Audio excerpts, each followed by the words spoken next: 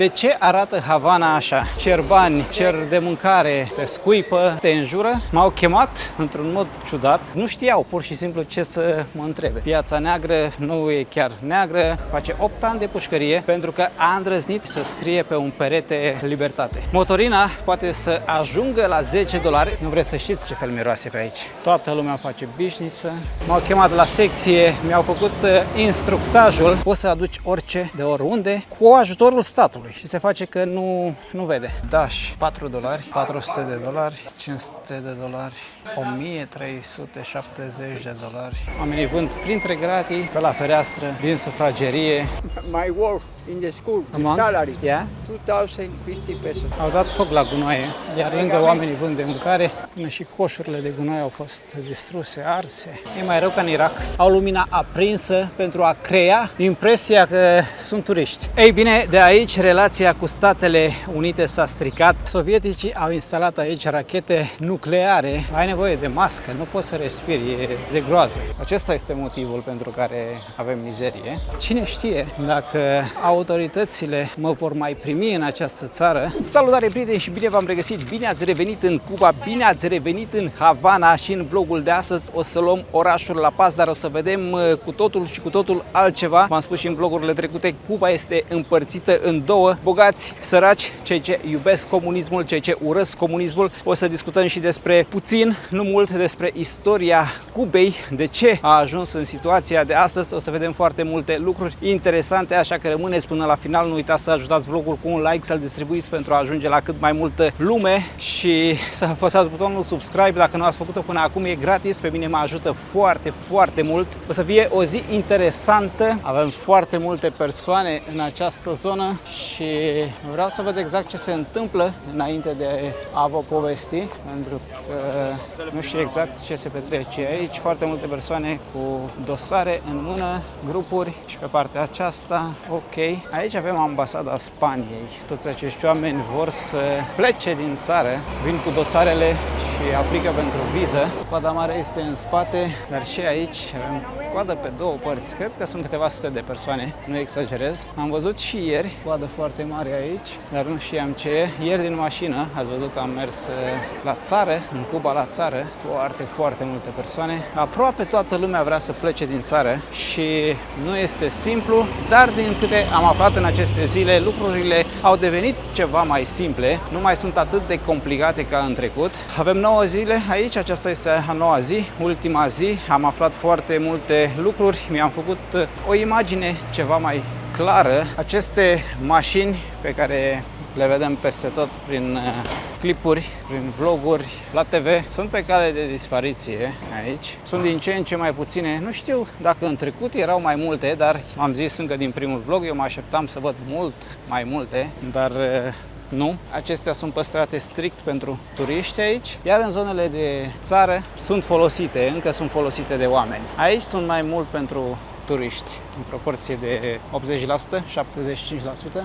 Extrem de multe gunoaie, extrem de multe gunoaie. Am văzut că și în presa locală oamenii au început să se plângă ușor, spun că apar munți de gunoaie în orașul lor. Văd că au scos aceste fiare, le-au pus peste tot.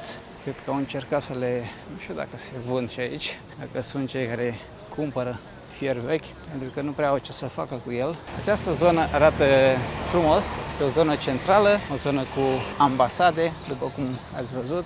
Acum, primul lucru pe care l-am notat încă de când am ajuns în această țară sunt mașinile noi. Vă spun sincer, nu mă așteptam să văd doar mașini vechi peste tot, doar sărăcie, dar nu este deloc așa. O parte din populație o duce nu bine, foarte, foarte bine, adică sunt Mercedes-uri, mai ales în zona centrală, aproape peste tot, aș putea spune. Exagerez când spun aproape peste tot, dar sunt foarte multe mașini. Când spun Mercedes, mă refer la mașini scumpe, de la 50.000 de euro în sus. Există o categorie de oameni care trăiește într-o bulă, cred, Poate greșesc, nu am de unde să știu exact, dar am interacționat cu câțiva, merg în restaurante scumpe, sunt foarte multe restaurante scumpe, adică restaurante unde trebuie să plătești în jur de 30 de euro, 35, între 30 și 50 de euro pentru o masă, pentru două persoane.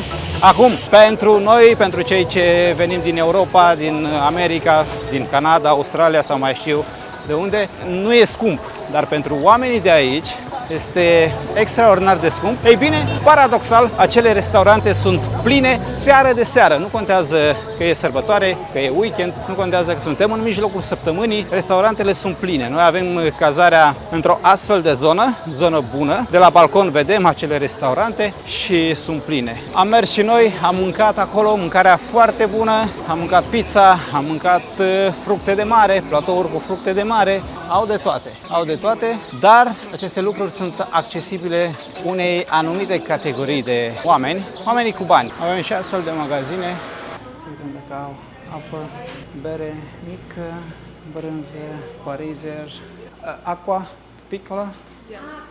Pequeña? No, pequeña. Pequeña, no? Only this. Thank you. Scria în italiană, mă gândeam că vorbesc italiană, pentru că peste tot scria Italia.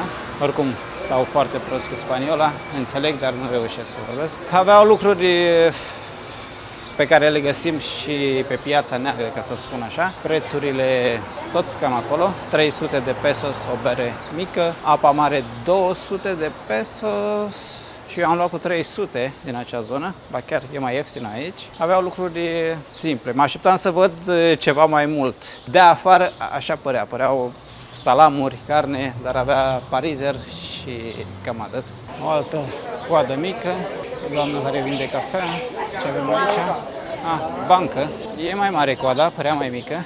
Multe persoane, sunt 20-30 de persoane care așteaptă. Apropo de asta, ghidul care a mers cu noi zilele trecute ne spunea că are $20 în cont, îi vede pe telefon, dar se chinuie de o lună de zile să-i scoată. Hola. ¿Hablas español? No. Excuse me, I English. work here for the open car. Yes. And maybe you want a tour for 1 hour. I want to show you 40 kilometers around for Havana. Excuse me, I'm working here legal I know, for I the know. hotel. I have this tour is very interesting. I want to show you Capitol Building, Chinatown, a cigar factory, Havana University, Revolution Square. You see the picture? Yeah. Revolution Square, Havana Cemetery. I already was here. You know the Yes. place for the cousins. I want to. You remember Brazil? They Yeah. have one Cristo. Yeah. I want to show you this area, Havana Cristo, Che Guevara House. When you can see the cigar more big in the world, they have a 91 meters. Have Oh, a 91. 5 Guinness record. 5. Yeah, I want to show you when you see every Havana, the best panoramic. Yeah, but I cannot because I'm just walking around. Maybe tomorrow because I'm with my wife. My wife is at the hotel and I want to do this together with my wife. Hey, what hotel you live? It's an Airbnb actually. And the private house. Yeah. You want to take my telephone number? Yeah. And the price for this? Listen. For you see everything is 2 hours 2 hours. because you stop and lot of play, you know. Okay. Because you see the price for the government, but you don't pay for this price. You see, 1 hour is 60. 60. You pay with me 2 hours 80. 2 hour 80. Yeah, And this price is government price? this is the government price. Okay. You pay with me for 1 hour 40. Together. So this is the government price. 2 Yeah, hour government. 120. And 160 because now not have too much tourists. No tourists here? No, But why? I don't know why. But maybe for the government, but the problem for the blockade for America. Where you from? Okay. Romania. Oh, Romania, nice. And you speak with me WhatsApp. Yeah, I have WhatsApp. Să vedem ce mașini are omul. Din păcate nu am cum să mai merg cu el mâine pentru că You change money for 1 pesos. I already have money. For how much? Change. 540 for one €1. $1. $1 is okay. It's okay. But the base rate? For me, it's 150. For 550. Because I need to buy one bicycle for my children. Ah, okay. I need So if you want to buy a bicycle, you need to pay in dollar? Dollar, not Cuban peso, dollar. Why? Cuban Because the pesos. shop in Cuba is for dollar. So if you want to buy something expensive, you need to buy in euro or dollar. It's my second wife. Your a doua soție. Arată frumos mașina. You video for show you for your wife. Ok, arată foarte frumos. Sunt This frumoase. car Yeah. is for the government. Ah, You see, this is stamp. deci astea aparțin guvernului. Everywhere. It's government. Yeah, dollar stamp. They have it here is for the government. So the money go to the government. Tomorrow in the morning. Luis, my address this. Yeah. 10 o'clock, me coming 9:30. Ok. I'll wait for you. Ok. And see you Gracias. right. amigo. What's your name? Cosmin. Cosmin, no problem. Gracias. Nice to meet you. Oamenii sunt de treabă, este scump, dar nu e vina lor, acestea sunt condițiile, adică nu e vina lor. Ca să înțelegeți, același tur fix ce mi-au propus domnii acum, pentru noi a costat 30 de euro, cu ajutorul proprietarului de la Airbnb. Fiecare lucrează, fiecare are nevoie de bani, după care ați auzit, vrea să cumpere o bicicletă și are nevoie de valută. Iar acolo nu mințea, pentru că chiar așa este. Aici, dacă vrei să cumperi ceva mai neapărat valoros, electrocasnice, orice vrei să cumperi, trebuie să cumperi în valută. În această zonă sunt foarte multe mașini, am înțeles, toată lumea vine aici și filmează și spun că, sau lasă să se înțeleagă că așa este peste tot în Havana, dar avem și aceste mașini care sunt noi. Aceasta este zona în care nu am ajuns până acum.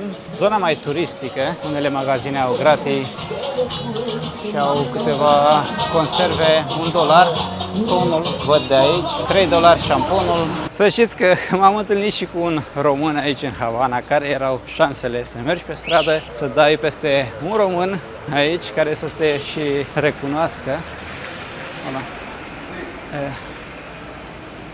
Oficial de inmigración. ¿Dónde está hospedado usted? I don't speak Spanish, English. Address. ¿Cuál Address. address? ¿Te guidan? ¿Tei? De? Sí, Tei. Periculoso? Oh, I don't. Really? Stai, vreau să vadă adresa, doamna, stați puțin să caute în Airbnb. La casera no le explican a ellos cómo son las cosas. no, ¿no? es, Ese es el tema. ok, ok. So this is dangerous here? Sí, Habana Vieja. Yeah. Ok. Gracias.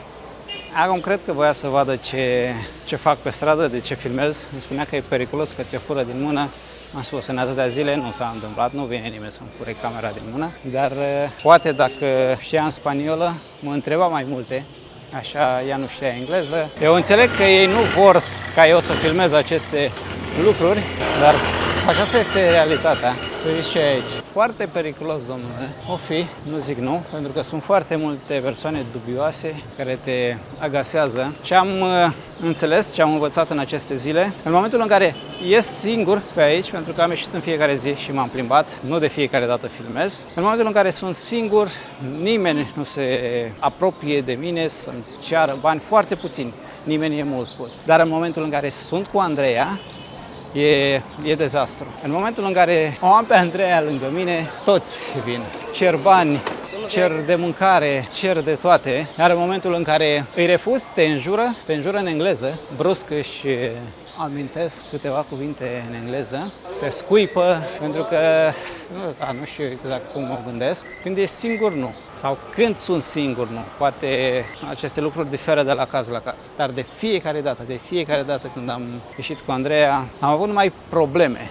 Motiv pentru care Andreea nu vrea să iasă din casă. Ați văzut-o, cred că lângă mine, doar în turul pe care l-am făcut la țară. Acolo lucrurile sunt diferite, oamenii sunt diferiți. În acea parte a Cubei sunt mai oameni, dacă înțelegeți ce vreau să spun. Aici ești ca într-o junglă. Acum vă spuneam că am dat peste un român, chiar aici, în centrul Havanei, căsătorit cu o persoană de aici. Îmi spunea că stă jumătate din timp aici, jumătate în România, dar în momentul în care i-am zis dacă vrea să ne povestească cum e viața aici, pe cameră a spus că nu. Mi-a povestit în spatele camerei, am aflat multe lucruri interesante, dar m-am spus oamenii care au bani, oamenii care au foarte mulți bani, văd lucrurile diferit. Trăiesc într-o realitate a lor, care nu este greșită, adică e viața lor și e adevărată, dar există și așa ceva. Iar pe aici ei nu ajung.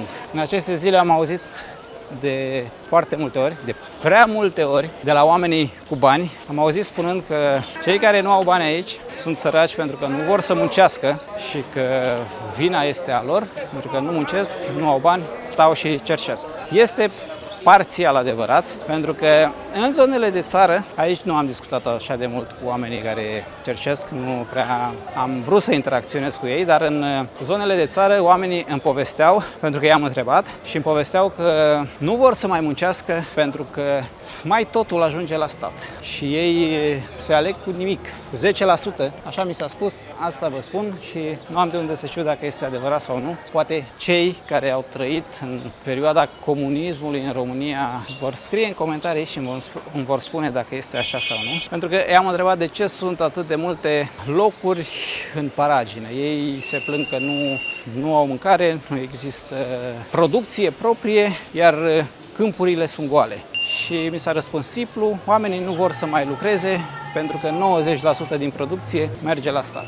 Nu vreți să știți ce fel miroase pe aici? Doamne ferește! Toată lumea face bișniță, doamna vinde în scara blocului, vinde haine. În momentul în care ai pe cineva în străinătate, deja ești cu un pas înaintea celorlalți în această țară. Iar tot ce vedeți voi pe aceste străzi, la vânzare, totul este la negru, este ilegal. Doar că, din câte am înțeles, autoritățile nu fac nimic pentru că statul nu poate să ofere populației mai mult. Așa că închide ochii. Acum că mi-am adus aminte, la faza cu polițiștii, m-au chemat într-un mod ciudat, în fine, și părea că nu știau ce să-mi zică, ce să mă întrebe, nu știau ce... Și m-au întrebat de adresă. Credeau că poate mă duc și raportez acolo, mă prezint. Sunt XY, fac asta.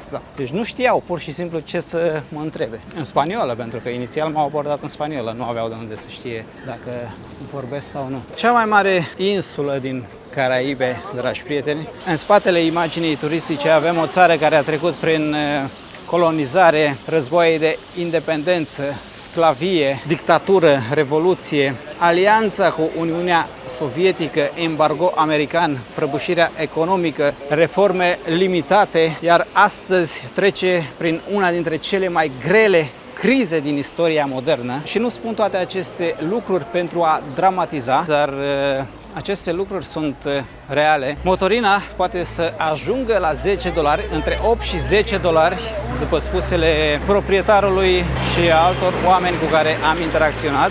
Prețul oficial, dacă e să cumperi de la guvern, dar pe piața neagră prețul ajunge între 6 și $7. Piața neagră între ghilimele, pentru că piața neagră nu e chiar neagră. Acum există această problemă. Vasele care trebuiau să vină să aducă petrol aici, să aducă motorină, nu au voie. Americanii au spus stop. Ei mi-au zis că ultima navă cu petrol a ajuns din Rusia acum o lună de zile. Trebuia să mai vină din Mexic, din Venezuela, dar știți cu toții povestea. Ei bine, aceste restricții nu se aplică și afacerilor. Cei care au afaceri pot aduce o anumită cantitate de combustibil. Ei bine, acei oameni vând. Mercato, aici avem carne, dacă e să găsim o apă mică, maioneză, sos de roșii, orez. Do you have small water? No? Gracias. Aici avem pizza între $1, felia și $2. E doar pizza sau? Da, doar pizza. Așa că într-un fel sau altul petrolul ajunge în țară, dar nu ajunge în cantități mari. Nu e suficient. Asta poți să vezi cu ochiul liber. Mă gândesc că dacă oamenii aveau combustibil, curățau pe aici. Vreau să cred că acesta este motivul pentru care avem mizerie. După care sunt zone unde electricitatea lipsește între 10 și 15 ore pe zi. La țară oamenii aveau 3 ore de lumină pe zi. o oră dimineața, o oră în jurul prânzului și o oră seara, dar nu era bătut în cuie, putea să lipsească 2 zile consecutive sau 3. Foarte mulți tineri care stau și așteaptă și schimbă bani și aici se cumpără ceva. Oamenii vând printre gratii, pe la fereastră, din sufragerie. Asta numesc eu la negru și nu doar eu, pentru că nu sunt magazine în adevăratul sens al cuvântului. Priviți voi cum stau oamenii. Stau și așteaptă.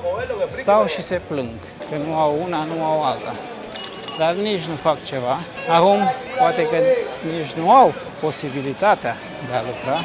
Cine știe ce se întâmplă cu adevărat aici. În această zonă, fiind o zonă mai turistică și nu doar atât, sunt foarte multe instituții. Această problemă cu energia electrică nu se resimte atât de tare. Aici nu prea sunt probleme. Noi am avut, cred că, o dată pe zi am avut, ni s-a dat stingerea mai devreme. De 2 ori s-a întâmplat seara și de 3-4 ori în timpul zilei. Cel mai mult a ținut 3 ore într-o seară, în rest până într-o oră. Văd camere de supraveghere în multe zone. Fiecare scară de bloc, fiecare garaj este transformat în ceva. Până să mergem mai departe cu vlogul nostru, vreau să vedeți pe scurt cum arată un supermarket unde găsim de toate. Mergeam pe stradă și am dat peste el. Eu am terminat de filmat vlogurile, dar am zis că trebuie să integrez și asta într-un vlog, așa că pe scurt haideți să vedeți cum arată un supermarket cu produse din afară. Aici e mai liber, nimeni nu stă la coadă. Mă întreb de ce, pentru că e scump. Prețurile sunt în dolari. De asta nu e coadă afară. Aici trebuie dolari pentru a cumpăra. Asta e la reducere. $1,35, de la 2,65. Și avem detersivi, detergenți. Totul vine din Italia, până și Dash. $4, 21 de spălări. Aici găsim de toate, găsești de toate. Problema sunt banii. Ce avem aici? Pampers. $11, Da, $11. 5 kg, $11. Da. Asta e maxim $1. Gel de duș, 2,25, 2,70. Fixativ, $5. Săpun lichid, $4. Pentru ce asta, Ride? Pentru țânțari, $7. $7,20.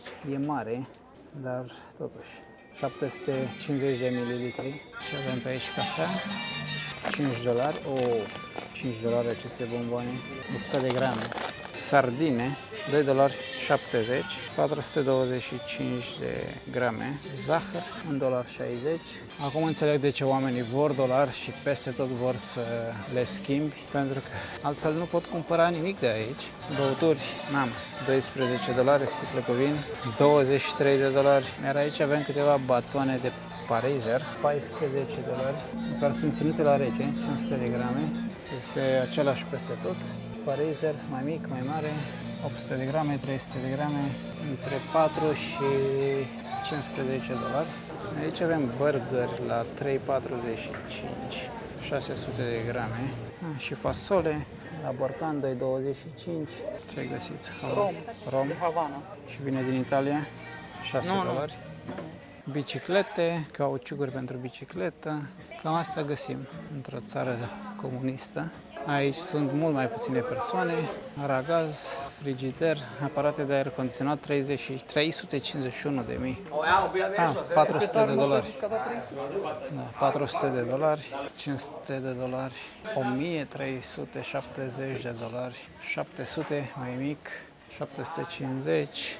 Aici ce e mașină de spălat, $566, 8 kg, iar aceasta 7 kg, $470.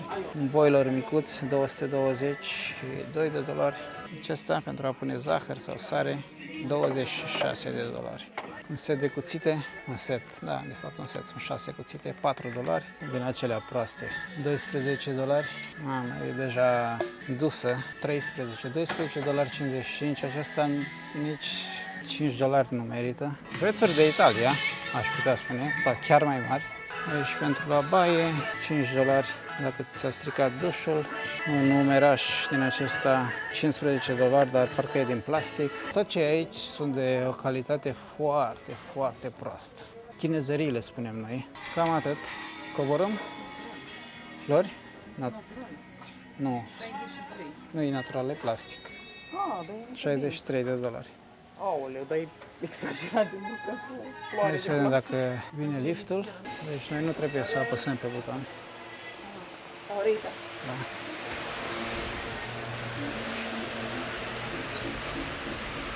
Da, să-mi spuneți cum vi se pare, acestea sunt prețurile, găsim de toate, dar ați văzut și voi. Să-mi spuneți cum vi se pare, iar noi revenim la ale noastre. Cuba are aproximativ 10 milioane de locuitori conform datelor oficiale, dar mai multe analize independente spun că populația reală ar putea fi mult mai mică din cauza emigrării masive. Este una dintre cele mai îmbătrânite țări din America Latină. Un sfert din populație are peste 60 de ani. Oamenii vor să plece cu orice preț. Mai ales că în momentul de față, din câte mi-au spus oamenii, acum poți să pleci să stai 10-15 ani în străinătate, după care te întorci și îți găsești proprietățile sau proprietatea în regulă. Până acum câteva luni, dacă stăteai plecat mai mult de un an de zile, un an și ceva, statul îți lua tot. Casă, mașină, tot. Bineînțeles, oamenii aveau o soluție în momentul în care plecau, treceau proprietatea pe numele altcuiva, dar cam așa funcționa aici. Doamne ferește, ce miroase! Acum să nu credeți că eu caut aceste locuri, pur și simplu merg prin centrul Havanei, stânga-dreapta. Aici avem o piață micuță, piață de legume, ceapă, morcov, roșii. Acum, de ce arată Havana așa? Răspunsul este mult mai complex, e un cumul de factori, dacă vreți. Nu cred că un vlog este suficient pentru a explica totul cap-coadă, așa că o să încerc să vă spun pe scurt ceea ce am aflat în aceste zile aici, din ambele tabere. Insula aceasta a fost sute de ani colonie spaniolă construită pe plantații de zahăr, tutun și pe munca sclavilor aduși din Africa. După ce a scăpat de Spania, nu a devenit imediat o țară cu adevărat liberă, pentru că influența Statelor Unite a fost uriașă în această zonă. Havana era plină de cazinouri, hoteluri, bani americani și viață de noapte, dar în spatele lor, în spatele acestei imagini, existau sărăcie, corupție și foarte multă inegalitate. Iar aici apare Fidel Castro. Înainte de el, țara a fost condusă de Batista, un dictator acuzat de corupție, represiune, legături strânse cu interesele americane și cu mafia care făcea bani din cazinouri, hoteluri și din viața de noapte din Havana. Pentru mulți oameni simpli, sistemul de atunci nu oferea prea multe, bogații făceau bani, americanii aveau influență uriașă, iar săracii rămâneau săraci. Fidel Castro, un avocat tânăr, naționalist și revoluționar, a venit cu promisiunea unei țări mai drepte, fără corupție, fără dominație americană, cu pământ pentru țărani, cu școli, spitale, egalitate, suveranitate. În 1959, Batista fuge din țară, iar Castro preia puterea. Pentru o parte dintre cubanezi, revoluția a fost o speranță uriașă, pentru alții, mai ales pentru cei care aveau afaceri, proprietăți sau care nu erau de acord cu noul regim, a fost începutul confiscărilor, exilului și fricii. Cam așa a apărut Cuba comunistă, cu ideea de dreptate pentru cei săraci, cu ideea de suveranitate, cu ideea de țară care nu mai era condusă din afară, nu mai era condusă, nu mai era la mâna americanilor. Hola. Sí. Romania. No. English. Domnul care a înțeles, chiar dacă vorbeam în română, a înțeles că vorbeam despre libertate, despre comunism. Apropo de asta, pentru a înțelege mai bine cum stau lucrurile, zilele trecute o tânără îmi spunea că unchiul ei este în pușcărie, face 8 ani de pușcărie, pentru că a îndrăznit ca în satul lui să scrie pe un perete libertate. Concluziile le trageți voi. Revenim cu ideea de independență reală, iar pentru mulți cubanezi mesajul acesta a prins foarte puternic, pentru că oamenii voiau demnitate, voiau să simtă că țara lor le aparține. După ce Castro a preluat conducerea, a început să naționalizeze mari părți din economie, inclusiv proprietățile americane. Ei bine, de aici relația cu Statele Unite s-a stricat rapid. Americanii au impus sancțiuni, Cuba s-a apropiat de Uniunea Sovietică, iar insula aceasta a devenit unul dintre cele mai importante puncte de tensiune, dacă vreți, dintre lumea comunistă și lumea capitalistă. Aici avem spitalul Spitalul Național, și acesta are o poveste interesantă pe care am aflat-o zilele trecute, a fost construit pentru a fi o bancă, dar în momentul în care a venit Revoluția, Batista a fugit din țară și se spune că a fugit cu aproape toți banii care erau aici, a lăsat țara în faliment. Cum a reușit să fugă cu toți banii, nu știu, și a luat 30 de persoane cele mai apropiate, banii de aici și a fugit, a venit în bunker, a luat banii și dus a fost. Nici în ziua de astăzi nu s-a aflat ce s-a întâmplat cu banii. Vorbim de foarte mulți bani, sute de milioane sau miliarde de dolari. În acest moment, din câte știu, la subsol încă funcționează ca bancă, în rest este spital. Crackers vânduți la bucată, $1 pachetul de biscuiți, 350 un măr, 80 de cenți un măr, pe acolo, 70, 80 de cenți un măr. Repet, poate nu ați văzut toți vlogurile trecute, suntem într-o țară unde salariul minim este aproape 3.000 de pesos, aproape $6, ca să înțelegem, salariul minim de la stat. În sectorul privat ajunge la 9.000, poate mai mult, poate mai puțin, dar cam așa mi-au spus oamenii. Au transformat banca în spital pentru că și-au dat seama că nu au cum să dețină o bancă atât de mare. Până nu de mult a fost și cea mai înaltă clădire din Havana, după care a apărut acolo una puțin mai înaltă, zgârie nor, spun ei, are undeva la 50 de etaje. După toate aceste lucruri, în interior, regimul a construit un sistem cu un partid unic, iar Partidul Comunist a devenit forța care conduce țara și aici apare una dintre marile contradicții. Pe de o parte, statul a investit mult în educație și sănătate. Cuba a ajuns cunoscută pentru alfabetizare, pentru numărul mare de medici și pentru un sistem public care în anumite perioade a oferit rezultate bune pentru o țară cu resurse limitate, dar pe de altă parte sistemul politic a rămas închis. Priviți cât de frumos, voiam să spun că arată, cât de frumos ar fi arătat această zonă dacă lucrurile ar fi mers normal. Aici avem un parc de joacă pentru copii, o fântână foarte mare, păcat, mare păcat, o țară cu potențial, cam așa arată astăzi. Nu exagerez când spun că pe alocuri arată ca după război, parcă a fost bombardată, parcă sunt prin unele cartiere din Siria. Este trist și păcat în același timp. Doar că printre aceste blocuri care stau să cadă, așa arată, avem din când în când mașini scumpe, zone, mici porțiuni renovate, acolo sus avem o terasă, cred că este un restaurant, lucruri care par desprinse dintr-o altă realitate. Aici am dat peste o altă piață, pe jumătate goală, suc, $1,30, sticla, 80 de cenți, pachet de crackers, undeva pe acolo, dar nu e un pachet de fapt. Pachetul este desfăcut și se vând la bucată. 70 de pesos era pachetul de orez, $1,20 pe acolo. Aceste prețuri nu sunt bătute în cuie pentru că astăzi este $1,20, mâine este $1,30 și tot așa. Nu este nimic stabil. Eu vă spun prețurile calculate cu ce circulă pe piața neagră, pentru că în realitate lucrurile stau mult mai prost. În realitate ajunge la $3 orezul, 2,53. Opoziția reală este limitată, presa independentă este sub presiune, protestele nu există pentru că pot fi reprimate, iar omul simplu nu are libertatea politică pe care o au țările democratice sau care există într-o țară democrată. Și această zonă nu mai este turistică și arată mai bine, spun sincer. 230 este foarte scump aici, pentru că atât dădeam pe o sticlă mare acolo în zona mea, dar aici e lumea cu bani, mor de sete.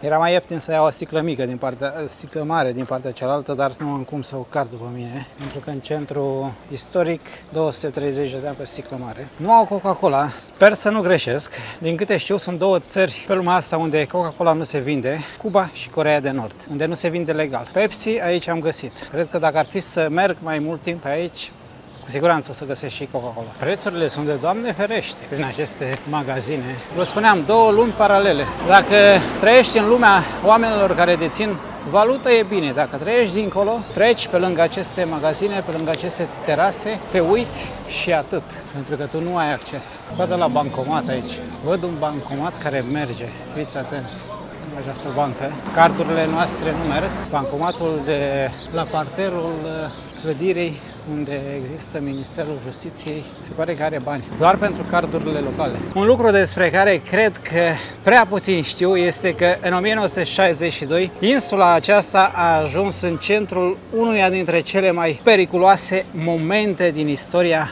modernă, criza rachetelor. Atunci sovieticii au instalat aici rachete nucleare la o distanță foarte mică de Statele Unite, iar în acele momente lumea a fost foarte aproape de un război nuclear. Până la urmă, criza s-a terminat printr-un compromis între americani și sovietici. Din acel moment, Cuba a rămas unul dintre cele mai puternice simboluri ale confruntării dintre comunism și capitalism, dintre Moscova și Washington. După acel moment, țara a depins foarte mult de Uniunea Sovietică. Moscova cumpăra zahăr cubanez, trimitea petrol, bani și sprijin politic, iar în schimb, Cuba devenea principalul aliat al sovieticilor aproape de coasta Americii. Regimul de la Havana s-a implicat apoi și în alte zone ale lumii, mai ales în Africa, trimițând militari, medici și consilieri. Pentru unii, acest lucru însemna solidaritate internațională, pentru alții, Cuba devenise o parte din jocurile geopolitice ale Moscovei. Domnul vinde gumă, țigări, fuleți. Am ajuns în zona celei mai înalte clădiri din Havana, care este de fapt un hotel. Cea mai înaltă clădire este un hotel. Un hotel de lux, 4-5 stele. Cred că este de 5 stele. Doar că tinerii din Hong Kong care au fost cu noi în grup, în tur, au vrut să se cazeze aici. De fapt, mi-au spus că s-au cazat aici, au rezervat, după care rezervarea le-a fost anulată pe motiv că acest hotel ar fi plin. Ghidul ne-a spus că nu este adevărat, că acest hotel este gol și acesta ar fi motivul pentru care le-a anulat rezervarea, să nu vadă turiștii, să nu vadă dita mai hotelul este gol, și că seara foarte multe camere au lumina aprinsă pentru a crea impresia că sunt turiști. O fi așa? Nu o fi așa? Nu am de unde să știu.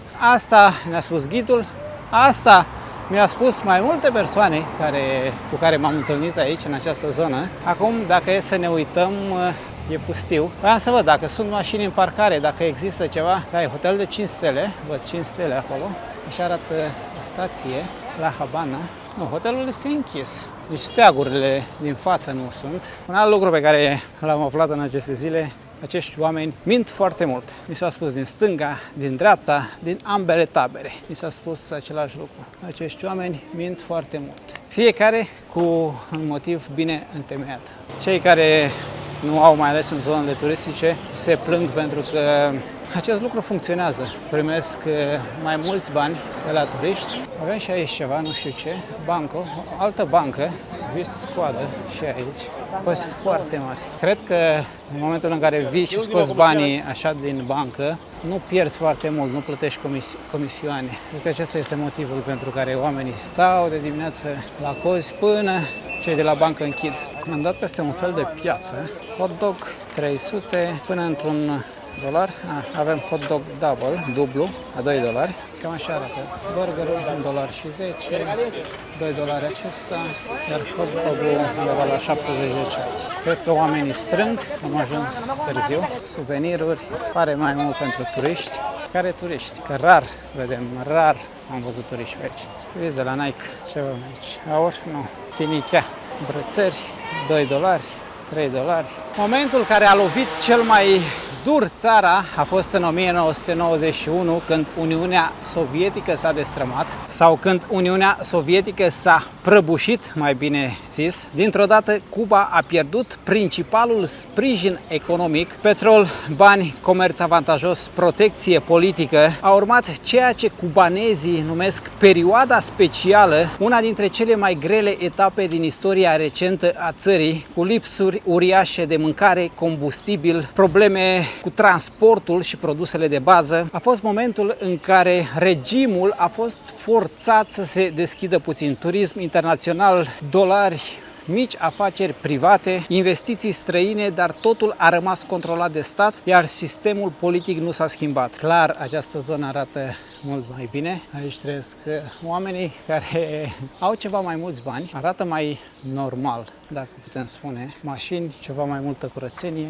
ceva mai multă verdeață. Cred că sunt probleme și aici, sau poate nu, dar eu vă spun ceea ce văd, ce se vede. Oamenii aruncă cutiile cu bere peste tot, pe jos. I don't speak Spanish. Domnul îmi spune că arhitectura este foarte frumoasă din perioada lui Batista.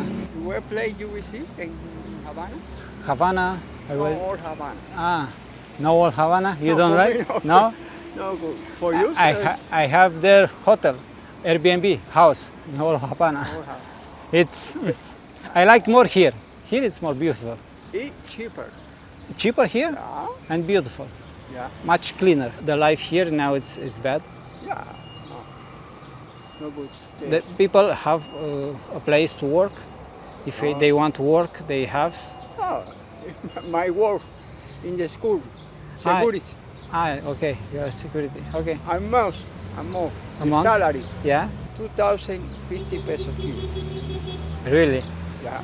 2,000 is $2, $4, $5. $5. It's enough for you to live with $5. It's difficult. One packet of chicken, 3,050 pesos kilo. How much? 5,000? No. But 3,000. 50. 50,000. It's American Okay. supermarket.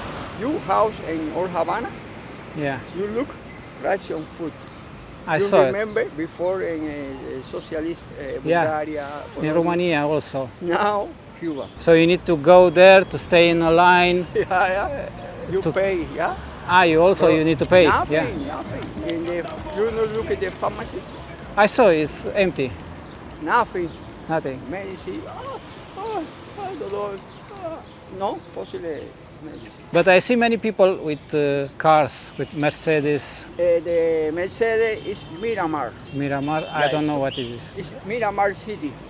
It's from It's outside. New Havana. New Havana. Vedado here. Okay, Playa Miramar.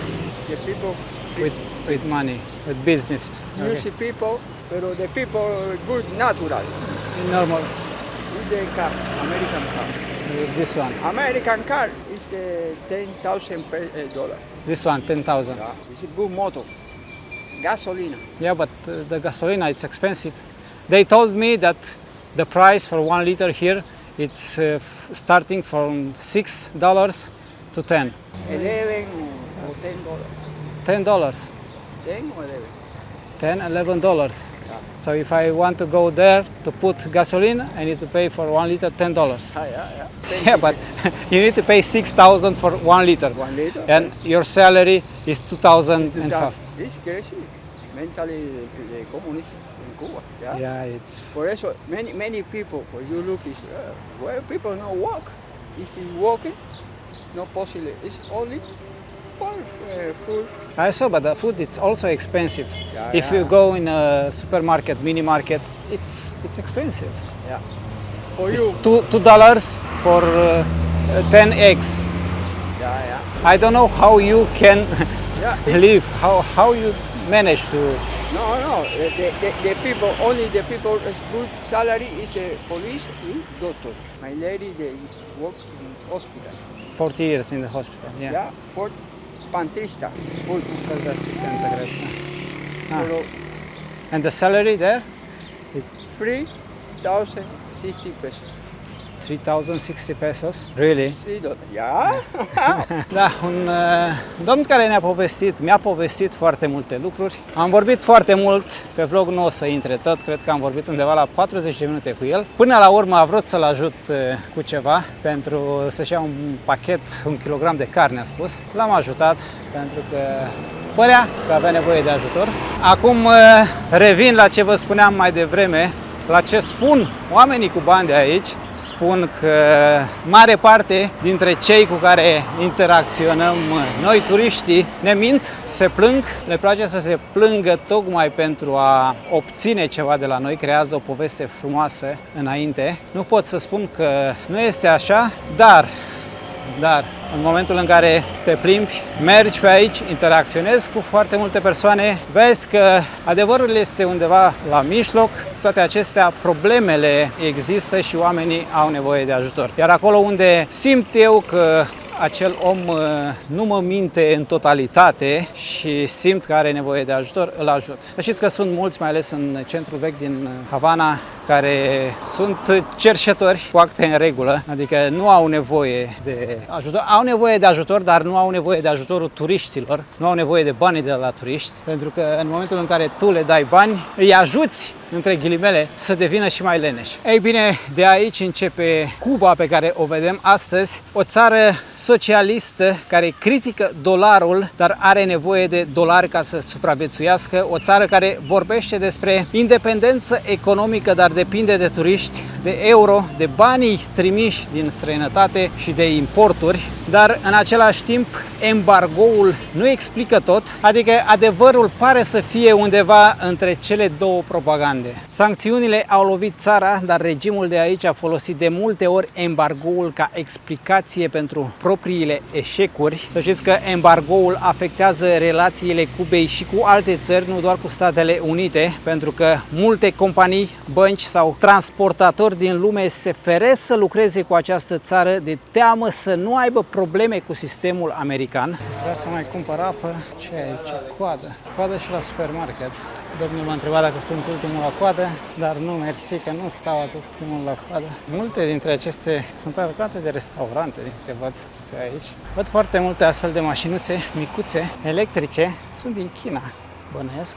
Pe aici nu e nimic turistic. Dacă o firmă, o companie europeană, asiatică sau din altă parte a lumii are legături cu piața americană, cu băncile americane, cu dolarul sau orice altă legătură cu America, să știți că evită să aibă legături cu această țară, pentru că nu vor probleme, nu vor să atragă sancțiuni. În acest fel acești oameni rămân izolați sau sunt din ce în ce mai izolați. Asta în mod oficial. În momentul în care vii aici, afli că dacă ai bani, de aici din Cuba, ai relații cu oricine, poți să aduci orice de oriunde cu ajutorul statului, pentru că statul are o parte din orice. Adică se face că nu știe, îți ia banii sau alte lucruri, diferă de la caz la caz, și se face că nu vede. Pentru că toți acești oameni care au bani, au afaceri, mi s-a spus că nu au cum să ajungă la aceste lucruri fără să dea partea sau fără să cunoască persoanele potrivite, aflate în locurile potrivite. Dar nu știu până unde am ajuns, nu mai arată oraș. Dacă ați rămas până în acest minut și nu v-am plictisit cu puțină istorie, vedeți și această zonă verde unde oamenii, uitați voi, pur și simplu vin și aduc gunoaiele aici. Aceste părți de pe trotuar sunt transformate în gropi de gunoi. Dar stânga-dreapta, foarte multe clădiri vechi, monumente istorice. Până și coșurile de gunoi au fost distruse, arse. Oamenii mai în vârstă cu care am discutat spun că era mai bine pe timpul lui Batista, care, v-am spus, era considerat tot un dictator, dar spun că era mai bine atunci. Cam așa arată o benzinărie, doar că nu avem noroc să aflăm cât costă litrul. În primul rând, pompele sunt închise, nu merg.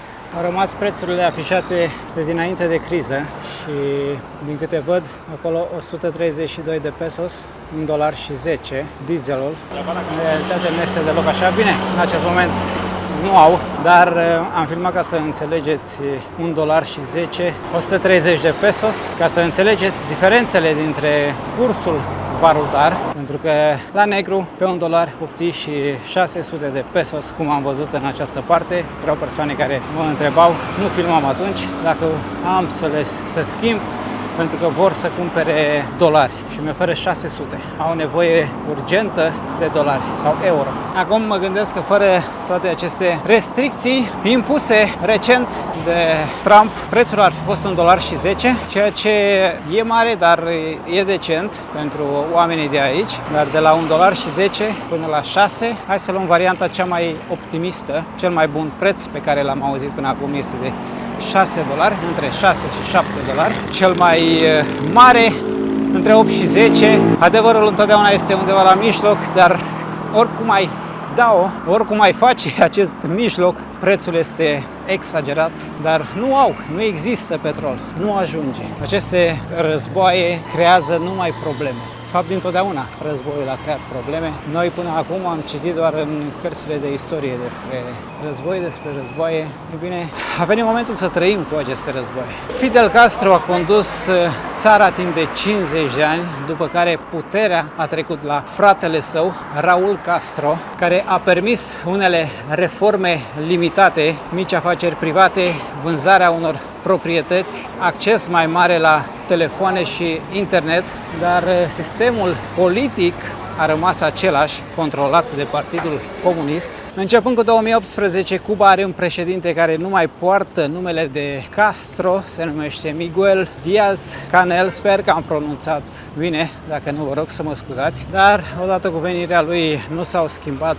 multe, din câte am înțeles, nu a venit cu o schimbare reală în sistem, au existat reforme, inclusiv una monetară în 2021 care trebuia să simplifice economia, dar în practică a adus inflație, confuzie și a lovit puterea de cumpărare a oamenilor. Cu alte cuvinte, s-au schimbat liderii, s-au făcut ajustări, dar mecanismul de bază a rămas același. Mai mult decât atât, foarte multe persoane spun că în spatele lui se află tot numele de Castro. Acum, cine știe, nu trăiesc aici, cine știe ce se întâmplă cu adevărat, pentru că politica e ciudată, nu e pentru mine, încerc să stau cât de departe pot de ea, dar în momentul în care ajung prin astfel de țări, nu am cum să nu discut despre una, despre alta, mai ales că tot ce v-am povestit până acum face parte din istoria acestei țări. Am vorbit puțin despre istoria țării, asta pentru că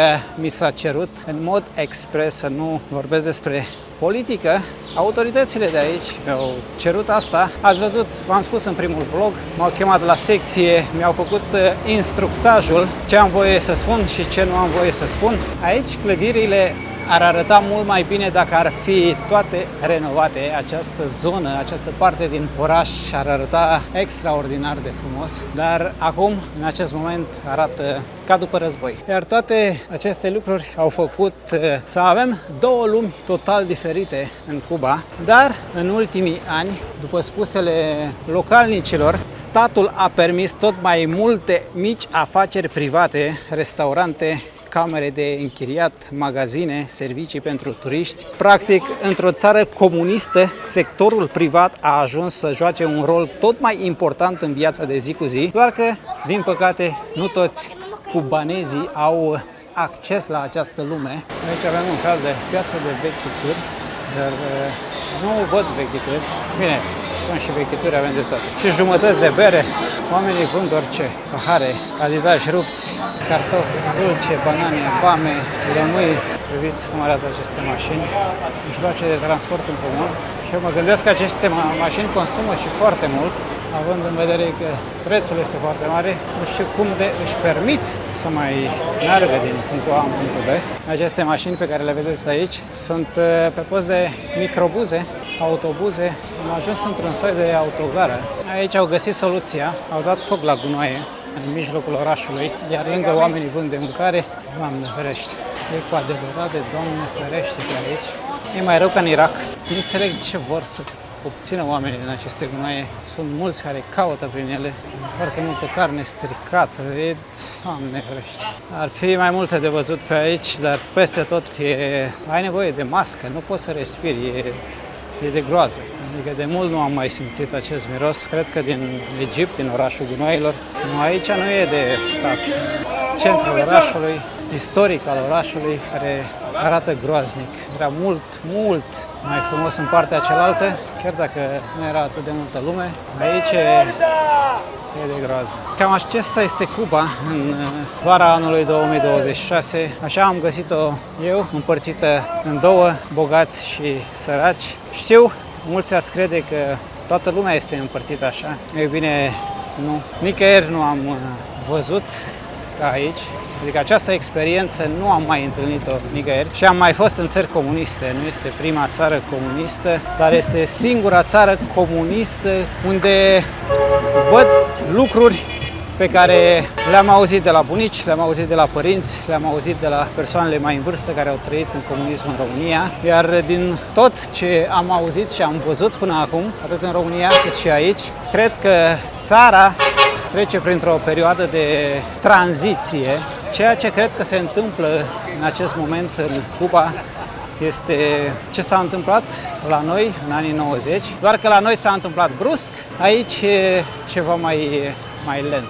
Dar ușor, ușor, acolo cred că se îndreaptă această țară. Este inevitabil, pentru că nu ai cum să trăiești așa la infinit. La un moment dat se va întâmpla ceva, iar cei care conduc această țară cred că realizează asta și o să schimbe foarte multe lucruri ușor, ușor. Bineînțeles, pot greși, nu pot înșela, dar aceasta este concluzia la care am ajuns. Sunt oameni care trăiesc la limită, nu de pe o zi pe alta, trăiesc la limită și sunt oameni care au foarte mulți bani și trăiesc normal, trăiesc poate mai bine ca în alte țări dezvoltate din lumea asta. Asta am văzut în aceste zile, 9 zile de Cuba. Poate vom mai reveni, cine știe, dacă autoritățile ne vor mai primi, mă vor mai primi în această țară în urma acestor vloguri, cu toate că am arătat strict ceea ce am văzut.